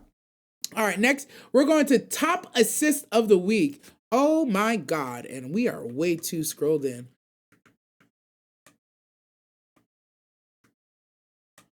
The assist of the week goes to Akane from Ranma. You're probably wondering, why would Akane from Ranma be the top assist of the week? Because she is not a hater, bro. There's a lot of options for top assists of the week this week. Plenty of them. Blue Box had a fantastic assist from the homie Sengyeon setting up Taki with the date. But this beats that by far. As I said earlier, Ranma is currently in an unrequited love triangle where Akane loves Doctor, Doctor loves Akane's sister has no clue that he likes her, or she has a clue now. I think now she knows, but I also think she's playing stupid. But that's not the point. Akane knows that the doctor likes her sister. Akane could be a hater. Akane could try and steal him anyways. Akane could talk dirt about the sister. But very subtly in the beginning of the episode, a book needs to go back to the doctor. Sister says, Akane, can you take it? She goes, nah, I'm not going to take it. You should go by and take it yourself. I'm busy. Fast forward, we're at the studio, and he answered the phone, and he don't know what's going on. And he goes, who's that? And she answers the phone because the dad's a panda. He can't do that shit. And she's like, oh, the person that the doctor like is coming over. And we're like, oh, word? It's like, well, who could it be? And then they show some old lady, and they're like, what the fuck? But then the sister pulls up, and it's like, oh, bitch, you know? Oh, and you told her to bring the book so he could see you, so he could see her. So not only do you like him, you know he likes her, and you're gonna set her up anyways to her own success. It's like, oh, you a good person. You a good person. Cause me, my hating spirit, I would never. I'm not setting up nobody to get somebody that I like. I ain't gonna lie, I've done it in my past, but in my past it's because, insecurities, and it's also been one of those things where it's like, well, I was very much if you don't want me, then whatever, I'll set you with one of my friends type thing. Actually, you know what? I take it back. I guess I'm not a hater. Because I've actually done that a lot. Wow, introspection is interesting sometimes. You be telling lies about yourself, and then as you're talking, you're like, that's not very true. This is what actually happened. Damn, I'm more like Akane than I thought. And that's why I won Wingman of the Year 4 out of 7 years. Interesting. But that's besides the point. But yeah, the fact that she set up her sister and she's not a hater about it, like she's hurt by it, but her hurt, meaning that her sister's gain, she's being real. She's like, hey, there's a big age gap. She's like, there's a big age gap between me and the doctor. Sister and the doctor, at least she's legal. She's in college, and it's a little bit less of an age gap, so it is what it is. I'm gonna make sure I give her the setup because as long as he's happy, I'm happy. And I'm just like, girl, you're too sweet. You're absolutely sweet. Difference between me and her, she's setting up her sister for success. Anytime I've handed off one of these shawties, I just knew that they wasn't gonna do her good like that I was gonna do her. So, but maybe I'm just talking shit. I don't know. But anyways, I want to move on now because now I feel like a hater, and I'm not like Akane, but I'm definitely like Akane. Oh well, I got one now. All right, moving up to VA of the week. Right now, I'm giving credit to the VA of the week to all four Archsin bishops. Everybody was on top of their game. Greed was spitting, talking his trash, stealing white foods. The delivery had all the right notes of condescending and just like disrespect to it. Like he just truly cared not for anything Subaru had to say. But he's like, out of decorum, out of respect, out of manners, if you're at least gonna speak with me, speak to me with some sort of decency. You fucking rat. So it's like, oh, whoa, okay then, buddy. I respect it. And the VA did a great job. Wrath, of course, hitting every range of anger, passion, hate, love, just all the spectrums. And even at moments breaking, I don't want to say breaking character, but even at moments going calm to say something. And I say, oh, well, fuck you anyways. And then shooting goddamn firewall once again. I thought it was a fantastic use of range for her. With the other two VAs that we barely got to see, although we barely got to see them, I love the one that looks like a lolly, I believe looks like a lolly, but had a very lolly voice. It was fitting. I love the sense of terror in the words, but the happy-go-lucky voice to the juxtaposition there, absolutely amazing. Yeah, if you guys hear me talk enough, you'll know I love a good juxtaposed moment or a good juxtaposed scene. If you having a lolly voice say like some horrible thugging things is absolutely hilarious to me. Shout out to anybody who's seen Tanya the Evil, one of my favorite izakais of all time. Shout out to the Tiger Sin Bishop, because right away I see him, I see what he's wearing, I heard the VA, and I knew his trope. I just knew his trope anyways. He's dumb, stupid, dummy strong, and anybody who walks up to him is, for lack of a better term, gonna get juice box. RIP Otto, at least I think. I don't know if he survived that counter or not, but we gonna see.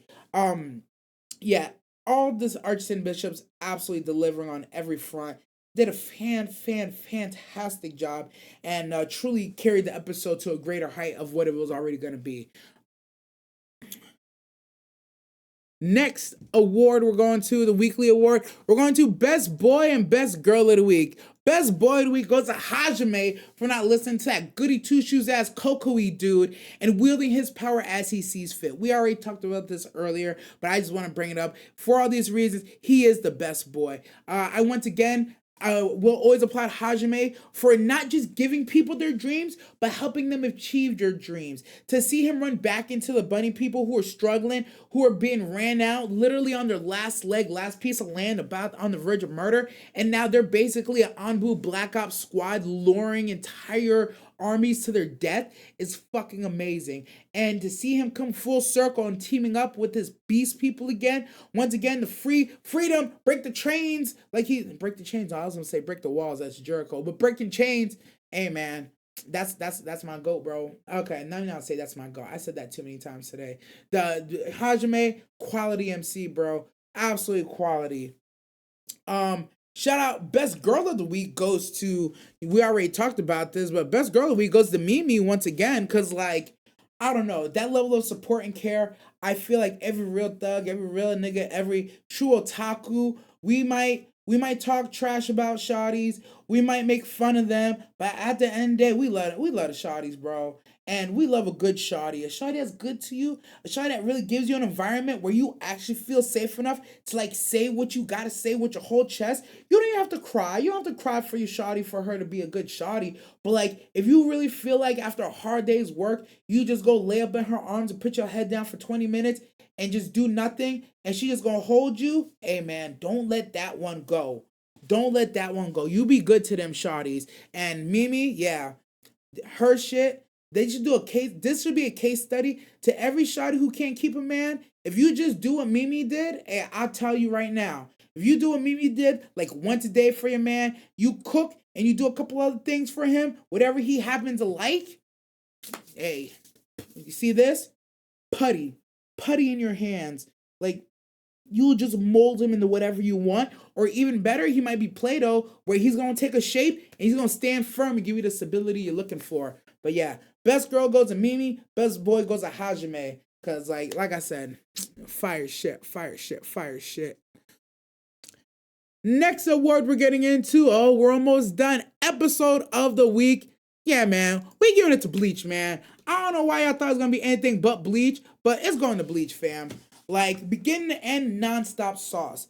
I didn't imagine we were going to start with a flashback story, but the flashback story was not useless. It was beautiful. It gave me background on two characters that I didn't quite understand the way I had thought. It started off a little demonic. Migi Hami-sama, Migi Hami-sama. It was like they're doing Beetlejuice, but it looked evil. To get the sauce, to get the understanding why he's so powerful, how he's alive, why he's sick, absolutely amazing. The Soul King, Yabuba, the Almighty, realizing that he thought he can see all, but he can't see all. Cause like I said it once, I said it before, I'll say it again. His eyes look like his daddy's eyes, and if he got his daddy's eyes, that means whatever he sees, his daddy already done seen. So he can only see what his daddy seen, and his daddy don't have to show him everything. So what are we doing here? I love that. Knowing that the Soul King is like, yeah, you can't see what I got going on in certain places. So although I foresaw you were gonna strike me down, so I had implanted other plans in the background to mitigate what you're about to do, which further proves my ideology that if Uzamaki is the right hand, who the left? That's all I'm saying. That's all I'm saying, bro. That's all I'm saying. AIZEN, of course, flexing. Oh, man. The AIZEN and Sensui moments, absolutely amazing. AIZEN is my favorite person to hate, bro. I ain't gonna lie. And when I say he's my favorite person to hate, I don't know how much I actually hate him. I just have a great respect for his villainry. I like his VA. His VA is absolutely thugging, and I love the meme that like you didn't think of this. AIZEN made you think that you did this. And it's like shit. It just applies across so many places. It's a fantastic meme. He's a great character, well written. So I'm very excited to see what he got cooking up next, bro. Honestly, whatever AIZEN's doing next, I'm excited for. Never forget that the Soul King went to go talk to AIZEN, right? The Soul King went to go talk to AIZEN, and then he left AIZEN. But AIZEN, as we now know, was supposed to be fully locked down, and he was not fully locked down. So whether, I don't know what he did to or spoke with the Soul King about, but not Soul King, the Almighty, not the Soul King, the Almighty went to visit AIZEN. I already know that the Almighty don't want no smoke with AIZEN because he left him down there. He didn't sneak him. He didn't do nothing. He went and he left. So I'm looking at him kind of funny. I'm like, yo, you ain't take out AIZEN when you was down there? That's kind of bitch, bro. If it was me, my niggas, we was gonna run eyes and shit, but that's just me though. I'm not you, Almighty. A ha ha ha. Why ain't you do nothing about it? Yeah, Bleach had no L's taken. With as hype as this episode was, there's no way I can't talk all this good stuff about Bleach and not give it episode of the week. Like it was just fucking amazing, bro. Absolutely amazing. And the last award for tonight, the last award for tonight, the last of the weeklies, we have, of course, the best animation. Oops, that's the wrong one. We have best animation. Best animation, we're giving it to, of course, Alpharetta. The aircraft carrier was fire. Hajime weapons was looking good as always. The bunny folk was looking strong as fuck. All the characters were back in full force. I mean, full force. Like, man, the freak shit was back. Everything was firing all cylinders visually. The choreography of the Beast people actually moving and wiping these people out. The gore, the blood shooting everywhere. They wasn't just fighting. They was making niggas into convertibles. They was lopping tops off effortlessly, I might add. Straight sniping people with crossbows. Yo, these bunnies are deadly, bro. If Subaru had to fight these bunnies, I promise you, he won an RBD. He'll just stay dead. Guarantee that shit. The jizzle physics. Oh my god, the jizzle physics of the episode. Beautiful. Subaru. What was it? Yeah. Jiggle physics on 10, bro. Alpharetta, I have no complaints. I am familiar with your game, and I'll continue to be familiar with your game because, god damn, you got it. Oh my god, you got it. I'll give honorable mention to Dan and Bleach, of course. Dan had fire animation. I love Granny Seiko, but at the same time, honestly, I don't have a complaint with Dan. I just had to pick one, and I picked which animation moved me more, and Alpharetta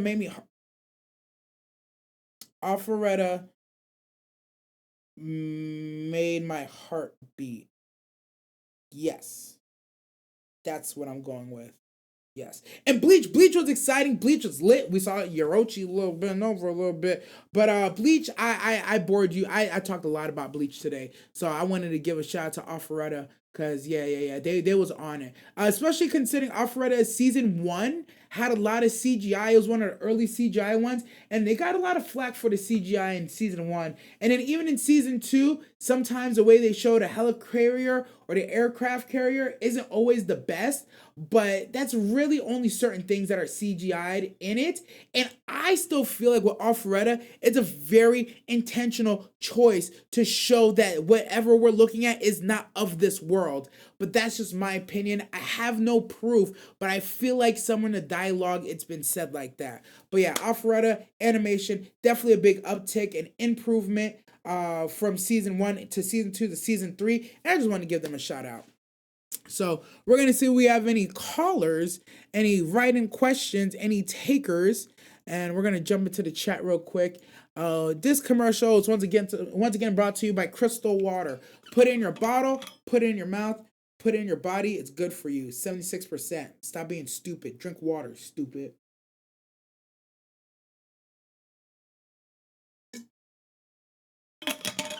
Oh, yeah. My thirst has been quenched.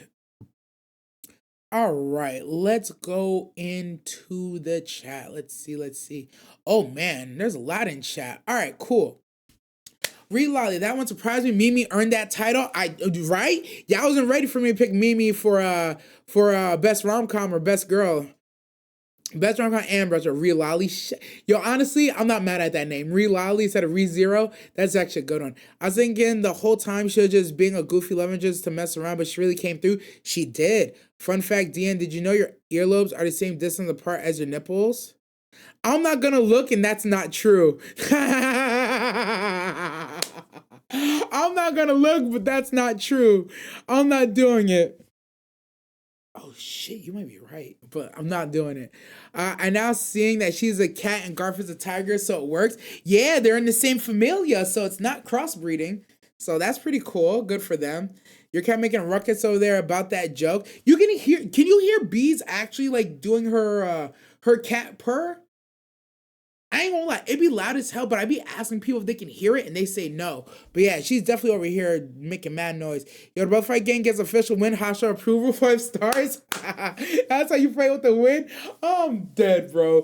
Ginyu Spiral Force, dead. Granny Saito says it all. Does it not, bro? Granny in her late 40s max, I don't care what she is. She can be 99 for all I give a damn. As long as that back don't break the first time I hit it, I'm good. Horse-drawn carriage, that grandma loves her granddaughter, man. It's beautiful in its own way. It is. To be fair, Chad lasted longer than Ichibei. No. Ooh. Did he last longer than Ichibei? I don't think that's true. I don't think that's true. I think it's funny to say that, but I don't know if that's true. And that's on the best Big 3 Pro tag. You know that shit, Zachary. You absolutely know that shit. You know what I mean? I'm getting tired of Turbo Granny. She's not even a cool curse like Sukuna. Yo, honestly, look, we get flack for this all the time because in shows, the show will tell us that there's a curse, and instead of treating it like a curse, we start talking about like how we would abuse this curse to our own abilities and powers, and how we will do X, Y, and Z with it, and ha ha ha ha ha, and they get mad at us. But like this one is actually a curse. I'm sorry, and people are they're gonna rail on me for saying this, and this is something that probably cancel in 2024. If I don't have my weenie, I don't want to be here. If my weenie's not working, farewell, so long, goodbye, on the rod wave. Get me out of here, bro. So I truly view Turbo Granny as a curse. That's one of the ones, it's a curse. I'm not trading my weenie for some power. I'm not trading my weenie for some power, bro. I'm just not doing it. Me and my weenie, we like this, son. We beat each other. Anyways. Aizen had Infinity before it was cool. Shut up. Oh my god. Funny enough, with his spiritual pressure, I didn't view it as Infinity, but I did see somebody make the joke on Twitter, and I was like, oh, ha ha ha, that's pretty funny. But I feel like that's something we've already seen before, where he uses spiritual pressure to like wipe out a bunch of hollows at once. Like, man didn't even lift a finger. He was just like, y'all are fucking weak. Spiritual energy, crush their asses. So I already know that's kind of a thing, but that's pretty funny. If I say Gojo did that to the plant curse, yo, he did. Plant Boy at least lives for a few minutes, poor soul. Entire 1,000-year Blood McCloud War is anime version of Book of Revelations, to be fair. Oh, crazy. That I didn't know that was part of that theology. I didn't put together that theology of it. I'm interested to see more. I can't explain it, but I think Akane didn't really like the doctor. Gave it way too early. Felt like she knew it wasn't going to work, so it was more for wishful thinking.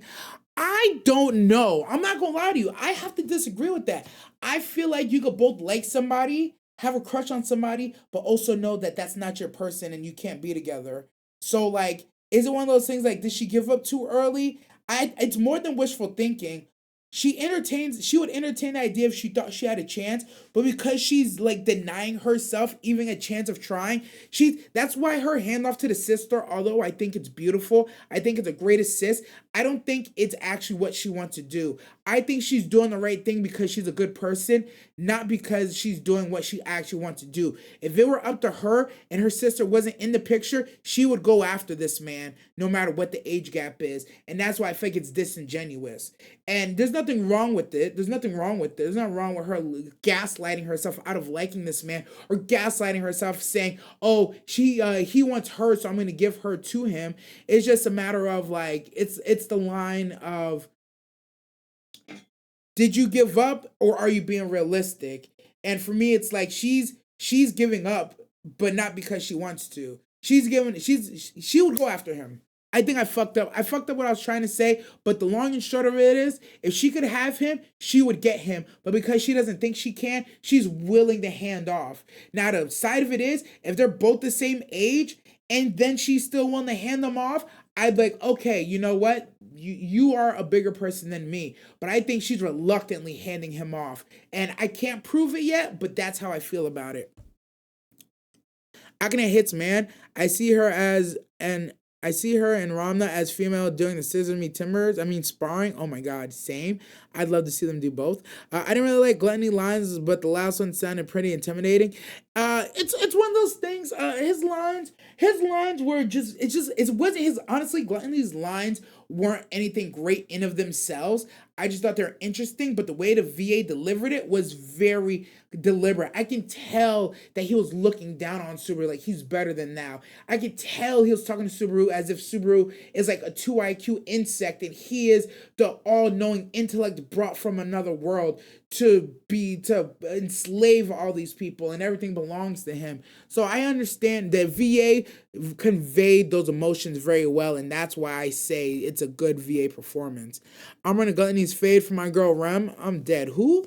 Who that? Dead. Watashi wa Wamajo Kyo Tado Tanto Serious Roman Kanti Des. Oh, this fucking guy. I really felt for that. Summoning demons because this man's shadow. The one with the sharp teeth, that was with Otto. Stop. Japanese is lit, ain't it? I'm a gluttony, but who is this Ram? Dead. I had to.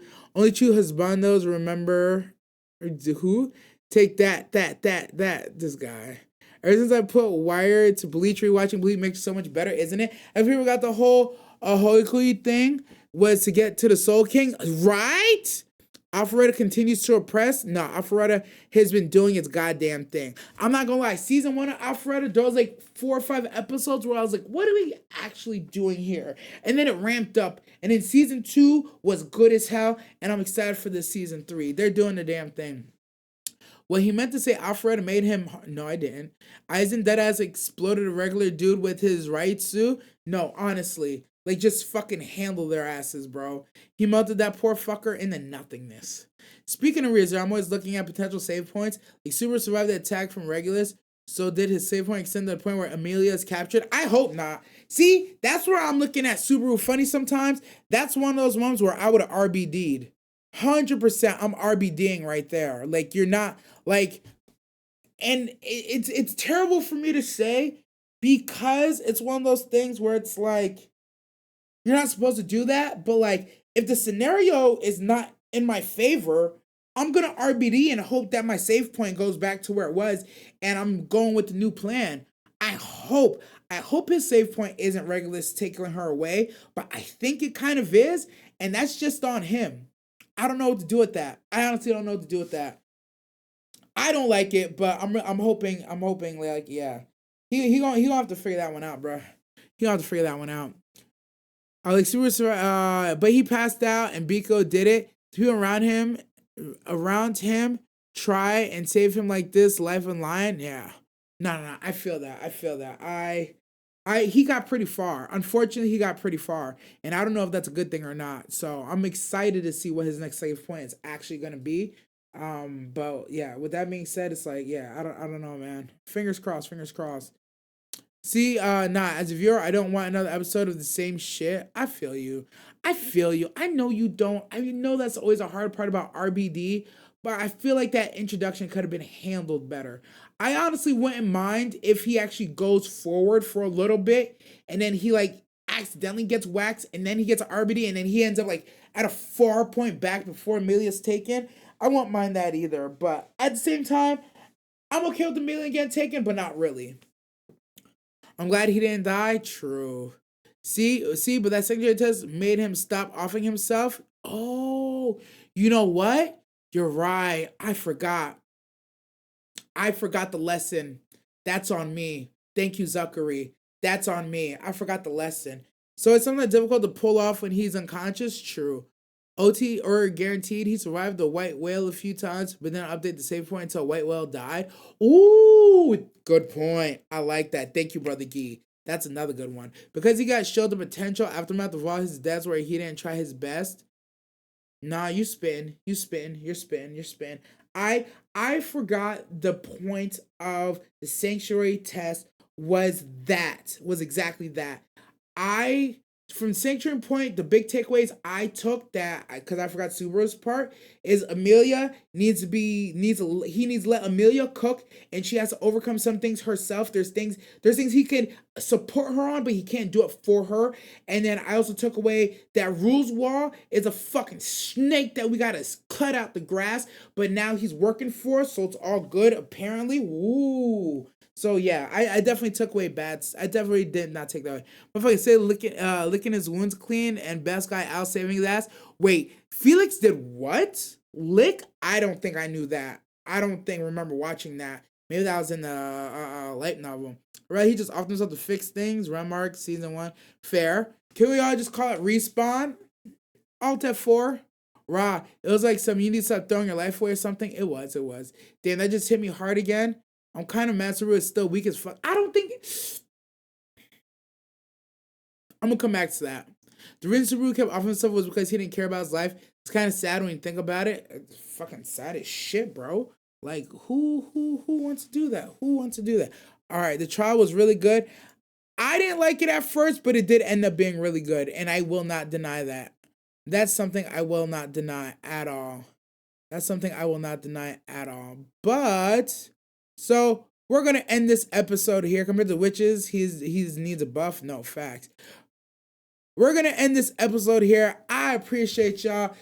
My name is Director Nasty, formerly known, or DN, formerly known as Director Nasty. This has been Sus Maho Radio, the one and only anime radio show in all the planet on Twitch, YouTube, and of course Spotify. If you want to catch us, make sure you come every Monday night on Twitch at Crash Out King DN. Y'all make sure y'all have a good one, drink water, wash your ass, and I'll catch you in the next one.